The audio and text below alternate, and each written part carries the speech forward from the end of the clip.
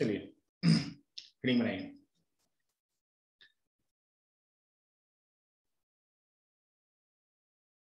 चलिए, sign scheme of quadratic expression लिखिएगा। Definition quadratic का, an expression of the form पढ़े होंगे x square plus b x plus c, x square plus b x plus C,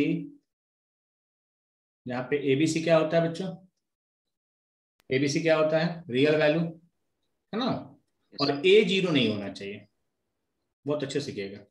where a b c belongs to real value and a not equal to zero, a not equal to zero, इसको बोलते हैं बच्चों, is called quadratic expression, is called quadratic expression, quadratic expression. जो expression x square plus b x plus c form का होता है उसको हम लोग कहेंगे क्वाड्रेटिक एक्सप्रेशन। एबीसी क्या होना चाहिए? एबीसी रियल होना चाहिए और ए जीरो नहीं होना चाहिए, ए जीरो हो गया तो गड़बड़ हो जाएगा, फिर क्वाड्रेटिक रहेगा ही नहीं, है ना बच्चों? कुछ एग्जांपल देखिए क्वाड्रेटिक का। 2x square plus 3x, B और सी जीरो हो जाए कोई दिक्कत नहीं, ए जीरो नहीं होना चाहिए। 2x square plus 3x plus 5, है ना? 6x स्क्वायर प्लस 2, ये सब एग्जांपल है आपका क्वाड्रेटिक एक्सप्रेशन का। तो आज के क्लास में हम लोग को क्या सीखना है क्वाड्रेटिक से रिगार्डिंग, वो समझते हैं। हेडिंग बनाइएगा बच्चों, इंपॉर्टेंट रिजल्ट। क्वाड्रेटिक का डेफिनेशन क्लियर है? इंपॉर्टेंट रिजल्ट, इंपॉर्टेंट रिजल्ट क्या है? तो इंपॉर्टेंट रिजल्ट कहता है कि आप किसी भी क्वाड्रेटिक को, यानी x square plus b x plus c को लिख सकते हैं ए इंटू, बहुत इंपॉर्टेंट है समझिएगा, एक्स प्लस, बहुत यूज होता है ये, x plus b by 2a whole square minus d by 4a square. Complete square form इसको बोलते हैं बच्चों। किसी भी क्वाड्रेटिक को हम लोग लिख सकते हैं a into x plus b by 2a whole square minus d by 4a square. जहां डी क्या है बच्चों? यहाँ डी क्या है? B square minus 4ac, discriminant, b square minus 4ac। ये फॉर्मूला बहुत इंपॉर्टेंट है और इससे आप किसी भी क्वाड्रेटिक एक्सप्रेशन को डायरेक्ट कंप्लीट स्क्वायर फॉर्म में बदल सकते हैं। तो आपके दिमाग में आपका सही आया कहाँ से? 10th में भी पढ़ना था, लेकिन कुछ बच्चे नहीं जानते हैं, तो समझ लेंगे यहाँ पे कि ये रिजल्ट आता कैसे है। इसको बोलते हैं complete square form. X square plus b x plus c को हम लोग क्या लिख सकते हैं बच्चों? पहले क्या करेंगे कि ए कॉमन ले लेंगे पूरे में से, एक एक स्टेप पे ध्यान दीजिएगा। तो ए कॉमन लेंगे, थ्योरी क्लास में ध्यान देना है तब प्रॉब्लम समझ में आएगा। एक्स स्क्वायर और b by a into x, और ये हो जाएगा सी बाई ए। ए मैंने क्या कर लिया बच्चों? कॉमन ले लिया, ए मैंने कॉमन ले लिया पूरे से, पूरे से ए कॉमन ले लिया। अब हमको इसको कंप्लीट स्क्वायर फॉर्म बनाना है बच्चे, तो क्या करें? कंप्लीट स्क्वायर फॉर्म बनाने के लिए क्या करेंगे? यहाँ पे ध्यान दीजिएगा, तो ए और यहाँ पे एक्स स्क्वायर ठीक लग रहा है, और होना चाहिए था यहाँ पे 2ab, तो 2 का कमी है तो 2 से अपने मन से मल्टीप्लाई कर दिए और 2 से अपने मन से डिवाइड कर दिए, b by 2a into x, x square plus 2ab, तो b बाई 2a एक्स्ट्रा आ गया, तो यहाँ पे इसको हम बैलेंस करते हैं, ये इसको a प्लस बी का होल स्क्वायर में बनाने के लिए b बाई 2a का होल स्क्वायर करते हैं, b बाई 2a का whole square, a square plus 2ab plus b square. ये चीज मैंने एक्स्ट्रा ऐड किया है, मैथ्स में कोई चीज एक्स्ट्रा ऐड नहीं करते हैं, एक्स्ट्रा जब आप लगाते हैं तो उसको बैलेंस करना होगा। सी बाई ए को सी बाई ए छोड़ दिए और इसको माइनस कर देते हैं बच्चों, b square by 4a square, b square by 4a square. आया कुछ समझ में? अब ये तीनों मिलके क्या बन जाएगा बच्चे? A square plus 2ab plus b square, ये मिलके क्या बन जाएगा? ये मिलके बन जाएगा a प्लस बी का होल स्क्वायर। तो ये बन जाएगा x plus b by 2a का होल स्क्वायर मेरे बच्चे। अब इसमें क्या करेंगे, इसमें हम लोग एलसीएम लेते हैं 4a स्क्वायर ये दोनों में, तो यहाँ पे आ जाएगा बच्चों 4a, है ना, 4a और minus 4ac minus b square, b square. अब माइनस यहां से कॉमन ले लेंगे बच्चों, तो क्या आएगा, यहां से आ जाएगा a into x plus b by 2a whole square, और जब माइनस कॉमन लेंगे तो ये बन जाएगा b square minus 4ac by 4a square, और बी स्क्वायर माइनस 4ac को फिर हम लोग एक डी नाम दे देंगे बच्चों, डिस्क्रिमिनेंट। तो यह आ जाएगा a into x plus b by 2a whole square minus d by 4a square, d by 4a square. ये फॉर्मूला आपका डेरिवेशन बस आपके कॉन्सेप्ट के लिए बता दिए, आपको ये रिजल्ट डायरेक्ट याद रखना है। यानी कि आपको किसी भी क्वाड्रेटिक को आप उसको इस कंप्लीट स्क्वायर फॉर्म में कन्वर्ट कर सकते हैं। इस फॉर्मेट में डाल देने से वो क्वाड्रेटिक डायरेक्ट क्या होगा, डायरेक्ट कंप्लीट स्क्वायर फॉर्म में क्या हो जाएगा, कन्वर्ट हो जाएगा। बढ़े बाबू? यस। एक एग्जांपल से देखते हैं कि सर न्यूमेरिकल डाटा से बताइए कैसे करेंगे। जैसे आपके पास कोई एक क्वाड्रेटिक है, x square plus x plus 1 एक क्वाड्रेटिक है, आपको इसको कंप्लीट स्क्वायर फॉर्म में कन्वर्ट करना है। तो ए कितना बच्चों, 1, बी कितना 1, और सी कितना 1। डिस्क्रिमिनेंट निकाल ही लीजिए, यहाँ पे डिस्क्रिमिनेंट आ जाएगा बी स्क्वायर माइनस 4ac, यानी 1 माइनस 4। डिस्क्रिमिनेंट कितना आ रहा है, -3। डिस्क्रिमिनेंट कितना आ रहा है, -3। तो x square plus x plus 1 को हम लोग लिख सकते हैं ए की जगह 1, a into x plus b by 2a, a की जगह 1 है, होल स्क्वायर माइनस डी, तो ये हो जाएगा +3 D by 4a square, a1 है। ये इसका हो गया कंप्लीट स्क्वायर फॉर्म, मतलब x प्लस हाफ का होल स्क्वायर प्लस 3/4, ये किसमें कन्वर्ट हो गया, ये कंप्लीट स्क्वायर फॉर्म में कन्वर्ट हो गया। मतलब इस चीज को हम लोग इतना भी लिख सकते हैं, फिर से इसको एक्सपेंड करेंगे तो यही आ जाएगा, तोड़ देंगे तो।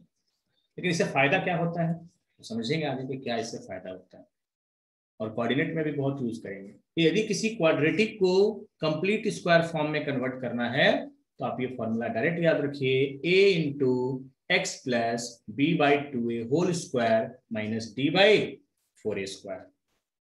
याद हो गया सबको? क्वाड्रेटिक में आपको ये रिजल्ट याद होना है। अब आते हैं बच्चों ग्राफ पे। आपको इतना पता है कि क्वाड्रेटिक का ग्राफ कैसा होता है, पैराबोला होता है। क्या होता है, पैराबोला होता है। तो हेडिंग बनाइएगा, graph of quadratic expression, graph of quadratic expression, graph of quadratic expression. ठीक है, बहुत अच्छे से समझेंगे इसको। y बराबर क्या दिया हुआ है, y बराबर दिया हुआ है fx, और ये दिया हुआ है ax square plus b x. Function को हम लोग fx से रिप्रेजेंट करते हैं, ax square plus b x plus c. a 0 नहीं होना चाहिए, a 0 नहीं होना चाहिए। अभी आप बोले कि सर आप इसको आपने बताया लिखने का तरीका, इसको हम लोग कंप्लीट स्क्वायर फॉर्म में कैसे कन्वर्ट कर सकते हैं। एक एक वर्ड पे ध्यान दीजिएगा मेरा। तो इसको लिख सकते हैं बच्चों a इंटू अभी जो डिराइव किए हैं x plus b by 2a whole square minus d by 4a square. ये लिखने आ रहा है, ये लिख दिए। अब इस a को मल्टीप्लाई कीजिए इसके अंदर, तो a जब मल्टीप्लाई होगा तो ये आ जाएगा a इंटू, है ना, x plus b by 2a whole square, और ये जब a इससे मल्टीप्लाई होगा बच्चे तो ये आ जाएगा d by 4a।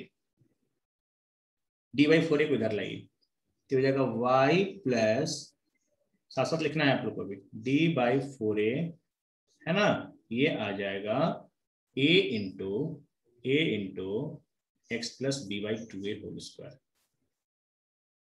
a into x plus b by 2a whole square. यदि x पे स्क्वायर होता है बच्चे, ध्यान सुनिएगा, x पे स्क्वायर होता है तो पाराबोला अपवर्ड या डाउनवर्ड होता है। x पे स्क्वायर होगा तो पाराबोला अपवर्ड होगा या डाउनवर्ड होगा, और y पे स्क्वायर होगा तो राइटवर्ड और लेफ्टवर्ड होगा। तो अभी राइटवर्ड लेफ्टवर्ड नहीं पढ़ना, वो तो पैराबोला चैप्टर करेंगे तब।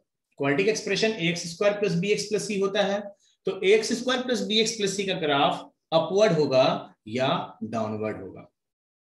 तो ये आ गया आपका y प्लस, है ना, d/4a, और ये आ गया a into x plus b/2a का होल स्क्वायर। अब यहां से समझिएगा, तो ये क्या रिप्रेजेंट कर रहा है? ये रिप्रेजेंट कर रहा है पैराबोला को, का ग्राफ पैराबोला होता है। अब बहुत अच्छे समझिएगा, पैराबोला अपवर्ड होगा तो पॉइंट ऑफ मिनिमा मिलेगा, इसको पॉइंट ऑफ मिनिमा बोलते हैं, और पैराबोला डाउनवर्ड होगा तो इसको बोलते हैं पॉइंट ऑफ मैक्सिमा, और इसको दूसरा नाम इसका वर्टेक्स बोलते हैं। इसको क्या बोलते हैं बच्चों? वर्टेक्स। वर्टेक्स, ये भी वर्टेक्स है और ये भी वर्टेक्स है। अब बोलेगा सर वर्टेक्स कैसे निकालेंगे? तो वर्टेक्स निकालने का तरीका है कि इसको जीरो कर दीजिए और इसको भी जीरो कर दीजिए। इसको जीरो करेंगे तो एक्स का वैल्यू कितना आएगा बच्चों? एक्स का वैल्यू आएगा -b/2a, और इसको जीरो करेंगे तो y का वैल्यू आएगा -d/4a, -d/4a। तो इस चीज को वर्टेक्स कैसे निकाले समझ में आ रहा है? यहां से इस फैक्टर को जीरो कर दिए तो x का वैल्यू आ गया -b/2a, और इसको जीरो कर दिए तो ये आपका देगा वर्टेक्स, ये देगा वर्टेक्स, ये देगा वर्टेक्स। यानी ये इक्वेशन जो है वो एक पाराबोला को रिप्रेजेंट कर रहा है, और पाराबोला का दो चीज इंपॉर्टेंट है आपके लिए, एक्सिस और वर्टेक्स। इसको बोलते हैं बच्चों एक्सिस। पाराबोला जिस लाइन के अबाउट सिमेट्रिकल होता है उसको बोलते हैं एक्सिस। तो पाराबोला अपने एक्सिस के अबाउट सिमेट्रिकल होता है। तो ये पाराबोला को रिप्रेजेंट कर रहा है जिसका एक्सिस जो है पैरेलल टू वाई एक्सिस है। Axis is parallel to y axis, axis is parallel to y axis, y axis. Axis y axis नहीं, स्टैंडर्ड में वाई एक्सिस होगा, पैरेलल टू वाई एक्सिस होगा। वाई एक्सिस होगा या y axis के parallel कोई line होगा, ठीक है। अब बोलिएगा सर इक्वेशन से तो पता चल गया कि पैराबोला है, और एक्स पे स्क्वायर है तो अपवर्ड डाउनवर्ड होगा, मतलब axis is parallel to y axis. ये भी समझ गए कि इसको वर्टेक्स बोलते हैं, है ना। अब कैसे पता करेंगे सर कि अपवर्ड पैराबोला होगा कि डाउनवर्ड पैराबोला होगा? अपवर्ड पैराबोला होगा कि डाउनवर्ड पैराबोला होगा, कौन बताएगा? अपवर्ड पैराबोला होगा कि डाउनवर्ड पैराबोला होगा, ये बताएगा ए, क्योंकि बी और सी पर मुझे भरोसा नहीं है। बी और सी पे भरोसा नहीं होता है, बी और सी जीरो हो सकता है। तो ए यदि पॉजिटिव होगा मेरे बच्चे तो पैराबोला ओपन्स अपवर्ड। मतलब आपका ध्यान कहां होना चाहिए? एक्स स्क्वायर का कोफिशिएंट पे। ए पॉजिटिव हो गया तो लिखेंगे पैराबोला ओपन्स अपवर्ड। तो ग्राफ नहीं समझेंगे, साइन स्कीम समझ में नहीं आएगा। पैराबोला ओपन्स अपवर्ड, और ए निगेटिव होगा मेरे बच्चे, ए निगेटिव होगा, अलग से लिख रहे हैं, ए निगेटिव होगा तो आपका हो जाएगा parabola opens downward, parabola opens downward. Positive upward, negative downward. यहां तक बात समझ में आ गया? पैराबोला अपवर्ड होगा कि डाउनवर्ड होगा ये ए बताएगा, ए बताएगा। और ये वर्टेक्स दोनों केस में सेम रहेगा। अपवर्ड होगा तो मिनिमा देगा तब भी यही वर्टेक्स होगा, और डाउनवर्ड होगा तो मैक्सिमा होगा तभी वर्टेक्स का फॉर्मूला यही वैलिड होगा। यहां तक क्लियर है? तो पैराबोला आपका अपवर्ड है कि डाउनवर्ड है ये ए बताता है, एक्स स्क्वायर का कोफिशिएंट। अब बोलेगा सर डी भी कुछ बताता है क्या? बोलेंगे हाँ, डिस्क्रिमिनेंट में भी राज छुपा हुआ है, आप पढ़े होंगे 10th में कि सर डिस्क्रिमिनेंट पे 3 केस बनता था।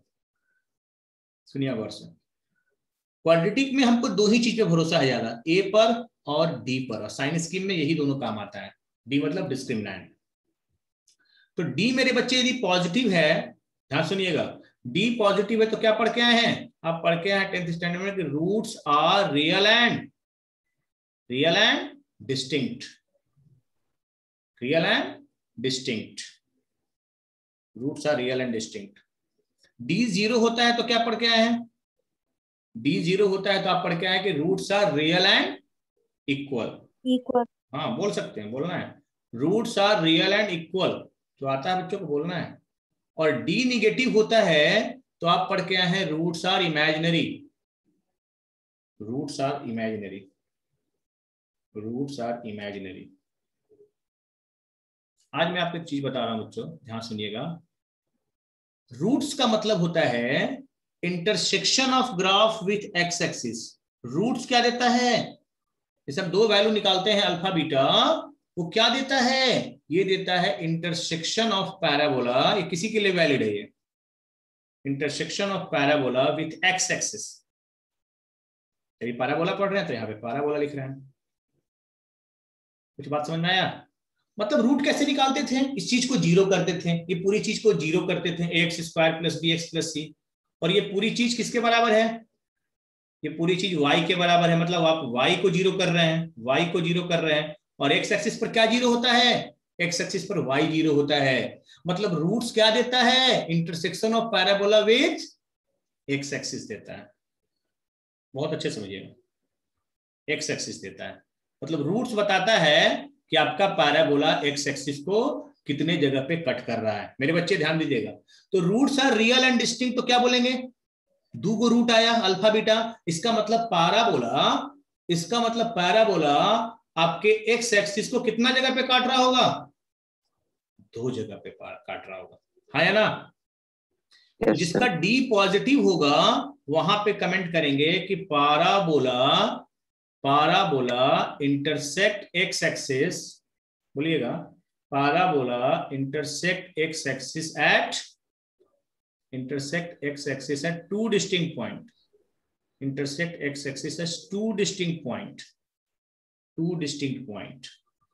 आप लोग नीचे लिख लीजिएगा, जगह नहीं है यहाँ तो, two distinct points। मतलब जिस क्वाड्रेटिक का, प्यारे बच्चों, जिस क्वाड्रेटिक का डी पॉजिटिव होता है उसका मतलब अभी हम लोग पढ़ के आए हैं कि roots are real and distinct. आज मैं बताया आपको कि रूट्स का मतलब होता है intersection of the graph with x axis. मतलब आपका जो पैराबोला होगा बउआ, एक्स एक्सिस को दो जगह पे काटेगा। तो यही अल्फा और यही बीटा निकालते थे तुम लोग, जो रूट सॉल्व कर करके अल्फा बीटा कैलकुलेट करते थे ना, वो यही दोनों वैल्यू मिलता है रियल में, यही दोनों वैल्यू मिलता है। Intersection of the graph with x axis देता है, ठीक है। अब जिसका डी जीरो होगा, जिसका डी जीरो होगा, उसमें क्या कमेंट करेंगे, उसमें कमेंट करेंगे कि रूट्स तो इक्वल आया, मतलब एक ही रूट आया, मतलब parabola touches x axis, parabola touches x axis, x axis को टच करेगा, टच करेगा। और जिसका डी निगेटिव आया उसका रूट्स मिला ही नहीं, आयोटा फॉर्म में मिल गया। तो यहां पे कमेंट करेंगे कि parabola neither intersect nor touches x axis, मतलब एक्स एक्सिस इस पर दुश्मनी है, रूट्स नहीं मिला। रूट्स क्यों नहीं मिला, क्योंकि रूट्स का फॉर्मूला होता है minus b plus minus under root d by two है। रियल रूट्स नहीं मिला, इमेजिनरी रूट्स मिलेगा ही ना, कॉम्प्लेक्स नंबर पढ़ लेंगे तो, है ना। तो डी के अंदर निगेटिव आ गया मेरे बच्चे, तो क्या कमेंट करेंगे, parabola neither intersect, neither intersect nor touch x axis, है ना, neither intersect nor touch x axis. तो कहने का मतलब ये है मेरे बच्चे कि रूट्स में राज छुपा हुआ है। तो दो चीज दिमाग में बैठाइए, हम दो चीज आपको दिमाग में बैठाना है अभी, कि पैराबोला में सबसे इंपॉर्टेंट चीज होता है क्वाड्रेटिक में ए और डी। ए बताता है कि अपवर्ड होगा कि डाउनवर्ड होगा, और डिस्क्रिमिनेंट बताएगा कि पैराबोला एक्स एक्सिस को दो जगह काटेगा, या पैराबोला एक्स एक्सिस को टच करेगा, या पैराबोला एक्स एक्सिस को कट या टच नहीं करेगा। जब तक आप ग्राफ नहीं समझेंगे मेरे बच्चे, आपको साइन स्कीम नहीं समझ में आएगा। तो depend upon A and D, depend upon A and D, total कितना ग्राफ होगा पैराबोला का, 6 पॉसिबिलिटी होगा, 6 पॉसिबिलिटी होगा, a positive D positive, A positive d zero, A positive D negative, 3 बन गया, फिर 3 यहां से बनेगा, तो टोटल 6 पॉसिबिलिटी होती है। कितना पॉसिबिलिटी होता है बच्चों, टोटल 6 पॉसिबिलिटी होता है। तो ये 6 ग्राफ हम लोग सीखते हैं कैसे, यहां तक दिमाग खुल रहा है। तो पहला केस लेते हैं मेरे बच्चे कि ए पॉजिटिव है और डी पॉजिटिव है, तो ये दोनों को देख करके क्या आपके दिमाग में इमेज बना, इमेज बनना चाहिए कि ए पॉजिटिव का मतलब सर ने बताया कि पैराबोला अपवर्ड होगा, और डी पॉजिटिव का मतलब एक्स एक्सिस को दो जगह पे काटेगा। तो ये है आपका बच्चों एक्स एक्सिस, सिर्फ एक्स एक्सिस बना रहा है, और ए पॉजिटिव है, अलग कलर यूज कर रहे हैं, तो ये पैराबोला जो होगा वाई एक्सिस नहीं बना रहे हैं, तो ये जो पैराबोला होगा वो एक्स एक्सिस को दो जगह पे काटेगा और अपवर्ड पैराबोला होगा। कितना इंफॉर्मेशन इससे मिल रहा है। दूसरा इंफॉर्मेशन मिल रहा है, यहीं पे पुट कर रहे हैं कि ये जो पॉइंट होगा, पॉइंट ऑफ मिनिमा, तो बता सकता है कोऑर्डिनेट क्या होता है, बहुत इंपॉर्टेंट है, याद रखना है इसको, अभी डिराइव किए थे, -b/2a और -d/4a मेरे बच्चे, -b/2a -d/4a। इसको पॉइंट ऑफ मिनिमा बोलिए, वर्टेक्स बोलिए, दोनों का मतलब क्या है, सेम है। दोनों का मतलब क्या है बच्चों, सेम है। दूसरा पॉसिबिलिटी लेते हैं बच्चों कि ए निगेटिव और डी पॉजिटिव। इसकी इमेज क्या बन रहा है आपके दिमाग में, ए निगेटिव का मतलब डाउनवर्ड पैराबोला, और डी पॉजिटिव का मतलब, डी पॉजिटिव का मतलब दो जगह पे काटेगा, मतलब डाउनवर्ड होगा और दो जगह पे काटेगा, ये पैराबोला का नेचर होगा। और ये दोनों पॉइंट अल्फा और ये बीटा देगा, और आपका ये पॉइंट ऑफ मैक्सिमा देगा, और इसका भी कोऑर्डिनेट वही होता है बच्चों, -b/2a -d/4a। इसको याद रखना है, -b/2a -d/4a। तो कहने का मतलब ये है बच्चों कि जिस क्वालिटी का ए पॉजिटिव होता है वो अपवर्ड, और डी पॉजिटिव हुआ मतलब दो जगह पे काटा, ए निगेटिव डाउनवर्ड और डी पॉजिटिव हुआ तो दो जगह पे काटा। यहां तक कोई दिक्कत नहीं होना चाहिए। अब मेरे बच्चे तीसरी पॉसिबिलिटी क्या है, तीसरी पॉसिबिलिटी क्या है कि ए पॉजिटिव और डी जीरो, ए पॉजिटिव और डी जीरो। क्या आपके दिमाग में इमेज बना, क्या आपके दिमाग में इमेज बना कि सर अपवर्ड पैराबोला होगा और एक्स एक्सिस को टच करेगा, कि जब टच कर जाता है तो वहीं पे अल्फा और बीटा दोनों वहीं हो जाता है। तो ये ऐसा ग्राफ होगा बच्चों, टच करेगा एक्स एक्सिस को, है ना। यहीं पे हम लोग बोलते थे रूट्स आर इक्वल, और ये कोऑर्डिनेट आपका आता था -b/2a, 0, यानी अल्फा भी यही है और बीटा भी यही है, दोनों रूट बराबर हो गया, जिस क्वालिटी का d इक्वल टू 0 हो जाता है। चौथी पॉसिबिलिटी क्या है बच्चों, ए निगेटिव और डी जीरो।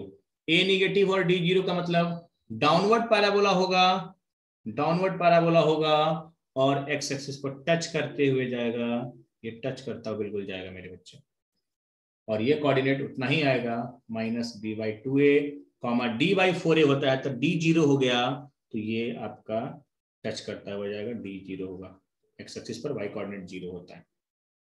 तो depend upon a and d total कितना ग्राफ होगा बच्चों, टोटल 6 ग्राफ होगा। फिफ्थ नंबर ग्राफ क्या कहता है बच्चों, इसको समझते हैं, ए पॉजिटिव और डी निगेटिव। आ रहा सारे बच्चों को समझ में, बिल्कुल बेसिक से स्टार्ट किए हैं। ए positive D negative.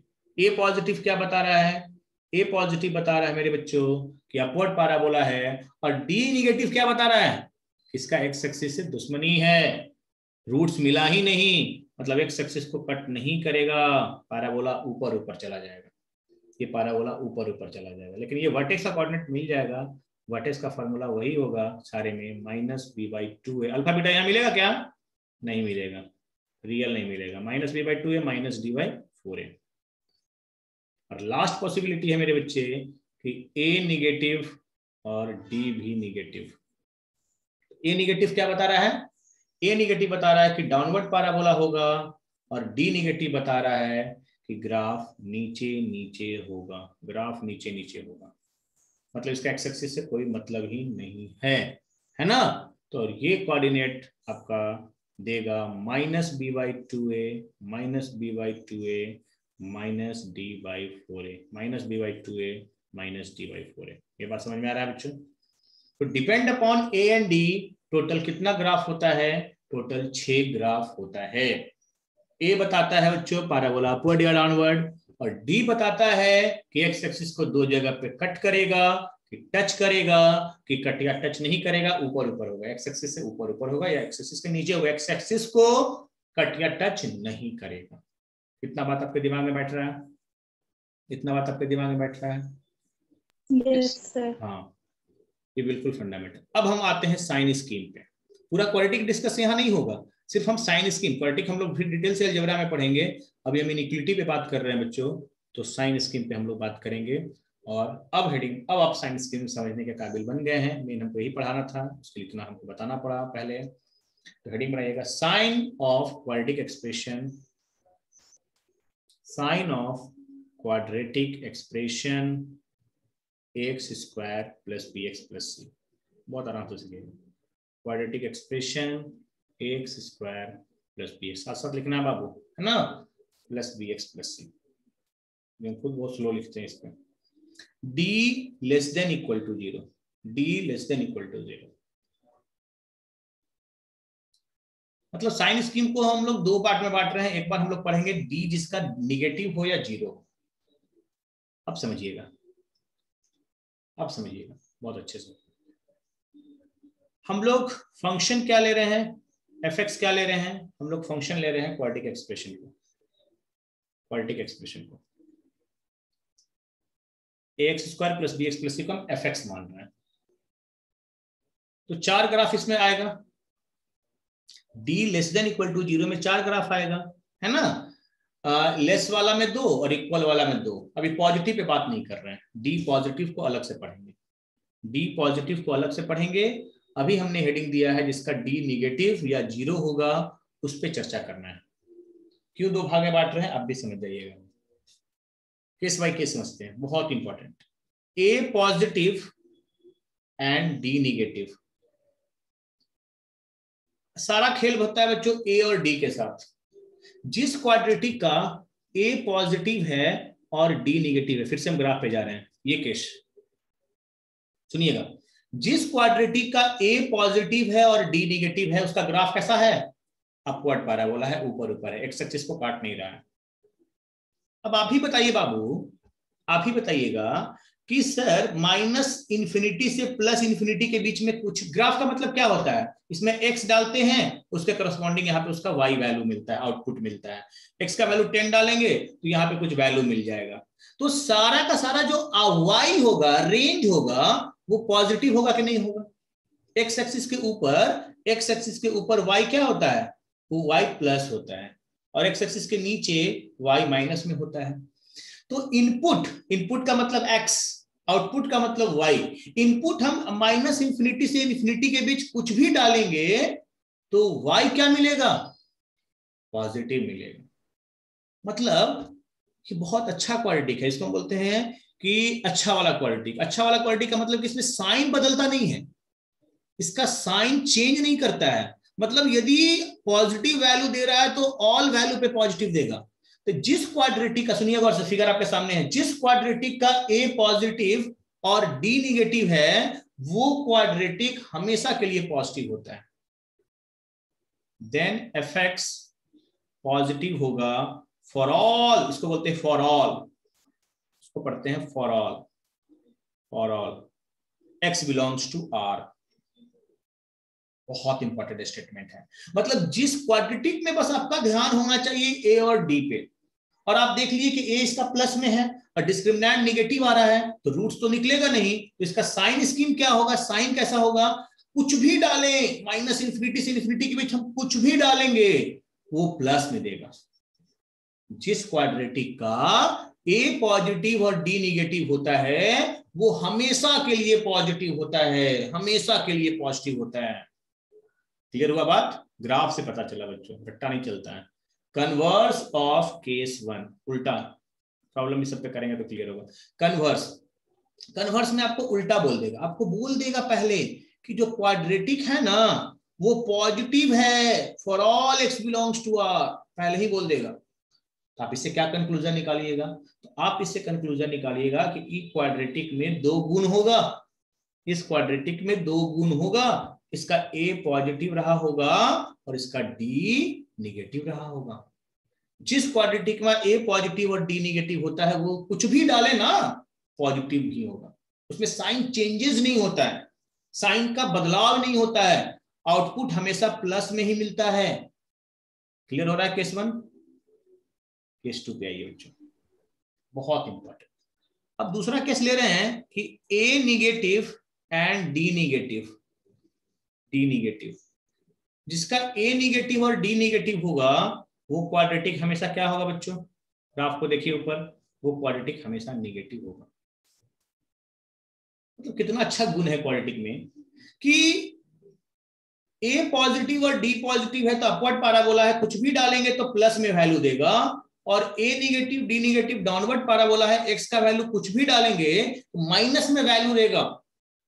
F x हमेशा निगेटिव होगा for all x belongs to r, मतलब कुछ भी डाले प्लस इन्फिनिटी से माइनस इन्फिनिटी से कुछ फर्क नहीं पड़ता है, हमेशा negative negative negative negative value देगा।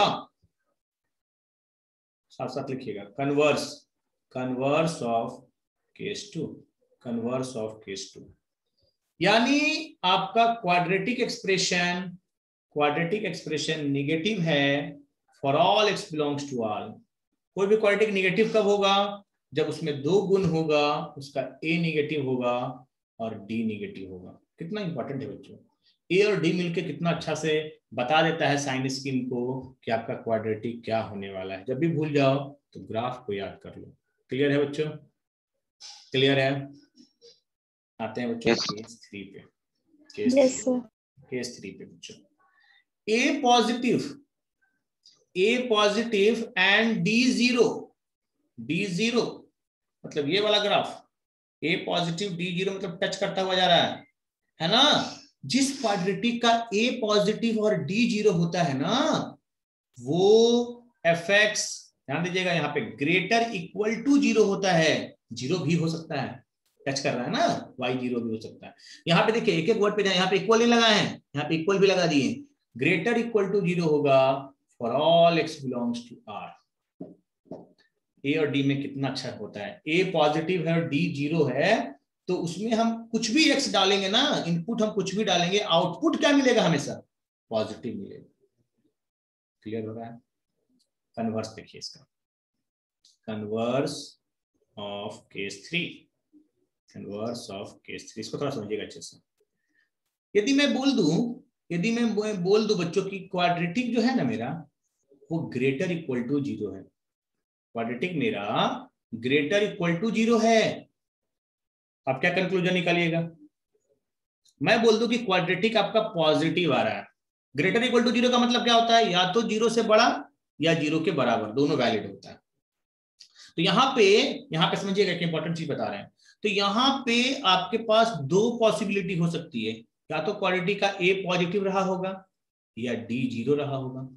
तो बच्चा बोलेगा नहीं सर, मेरा जो क्वाड्रेटिक है ना उसका ए पॉजिटिव रहा होगा और डी निगेटिव रहा होगा, तभी तो पॉजिटिव आउटपुट दे रहा होगा।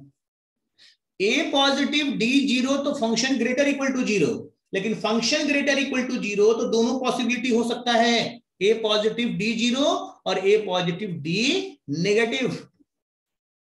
इसमें भी तो ग्राफ ऊपर ही रहता है, पॉजिटिव तो मिलता है ना, इसमें मिलता है ना, तो ये दोनों को कंबाइन कर देंगे ना मेरे बच्चों, तो ये यूज करना है आपको, ये यूज करना है प्रॉब्लम बनाने में, ए पॉजिटिव और d less than equal to zero, less भी हो सकता है और इक्वल टू भी हो सकता है। तो बोलेगा सर इसका डायरेक्ट उल्टा क्यों नहीं हो गया, उल्टा क्यों नहीं हुआ, आप लॉजिक समझ गए कि पॉजिटिव बोलने का मतलब दोनों हो सकता है, जीरो है या जीरो से बड़ा है, तो ये भी ग्राफ वैलिड है, ये भी ग्राफ वैलिड है। कन्वर्स में ये लेना होगा आपको प्रॉब्लम सॉल्व करने।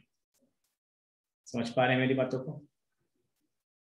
लास्ट केस लेते हैं बच्चों, लास्ट केस लेते हैं केस 4। केस 4 में आपका है ए पॉजिटिव, ध्यान दीजिएगा, a positive and a negative कर लीजिए, पॉजिटिव हो चुका है, a negative and d equal to 0, मतलब ये वाला ग्राफ होगा, ये वाला ग्राफ होगा। आप बोलिएगा सर जिस क्वालिटी का ए निगेटिव और डी जीरो होगा ना, वो उसका जो एफ एक्स का जो वैल्यू होगा सर, वो हमेशा जीरो से छोटा या बराबर होगा। देखिए ना, मतलब इसके साथ क्या प्रॉब्लम है ना, क्या खासियत है ना, कि ये हमेशा प्लस में देगा तो प्लस में देगा, माइनस में देगा तो माइनस में देगा, साइन चेंजेस नहीं होता है, साइन चेंजेस नहीं होता है। कन्वर्स पे, converse of case 4, inverse of case 4। तो बच्चों यदि फंक्शन आपका लेस देन इक्वल टू 0 है for all x belongs to R, तो कोई बोलेगा सर क्वालिटी का वैल्यू निगेटिव आ रहा है, तो एक बच्चा बोलेगा सर उसका a निगेटिव है और d 0 है। दूसरा बच्चा बोलेगा नहीं सर a निगेटिव भी हो सकता है और d निगेटिव भी हो सकता है, तभी तो सर ये वाला निगेटिव में वैल्यू देता है। बोलेंगे हाँ दोनों में हो सकता है। इसमें कंबाइन कर देंगे दोनों को बच्चों, तो आ जाएगा a निगेटिव और d less than equal to 0। a negative और d less than equal to 0। आ रहा बात समझ में? आ रहा बात समझ में बच्चों?